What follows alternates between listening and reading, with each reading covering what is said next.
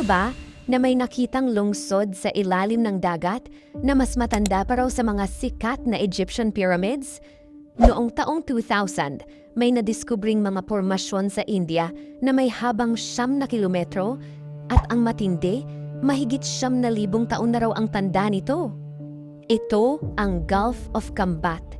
Sa lalim na 40 metro, nakakita ang mga scientist ng mga rectangular patterns na mukhang pundasyon ng mga bahay, may kalsada, at may sistema pa raw ng kanal.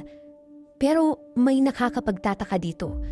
Nang mag-dredge o maghukay sila sa ilalim ng tubig, may nakuha silang piraso ng lumang kahoy. Noong i-carbon date ito, boom! Lumabas na galing pa ito noong 7,500 BCE. Isipin mo, kung totoo to, ibig sabihin kailangan nating baguhin ang lahat ng nakasulat sa mga history textbook natin ngayon. Pero bago mo isipin na ito na ang totoong Atlantis, may isang malaking plot twist na nagpabago sa lahat.